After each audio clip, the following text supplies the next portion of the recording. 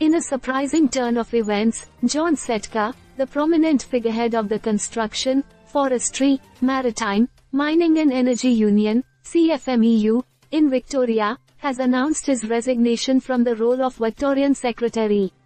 This decision comes amidst what Setka described as malicious attacks against him, marking the end of an era for one of Australia's most influential unions. Setka's resignation, effective immediately, was confirmed by CFMEU officials, highlighting the abrupt nature of his departure. The union, known for its strong advocacy for workers' rights and its often contentious relationship with the government and employers, now faces a period of transition as it seeks to fill Setka's substantial shoes. Over the years, Setka has been a polarizing figure, championing causes such as improved workplace safety and better conditions for workers in the construction industry. However, his tenure has also been marred by controversies, including legal issues and internal disputes within the union itself.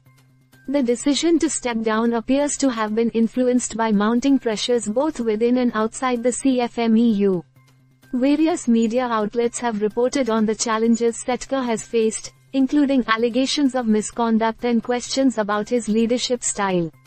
Despite these challenges, Setka has maintained a strong base of support among union members who credit him with fighting tirelessly for their interests. Setka's resignation has sparked speculation about the future direction of the CFMEU in Victoria and its broader implications for the labour movement in Australia. His departure leaves a significant void in the union's leadership, prompting questions about who will succeed him and how they will navigate the union through ongoing industrial relations challenges. In response to Setka's resignation, political figures and industry stakeholders have offered mixed reactions. Some have praised his advocacy efforts, while others have expressed relief at the prospect of a leadership change within the CFMEU. The Victorian government, in particular, has been closely watching developments within the union, given its influential role in shaping policies affecting the construction sector.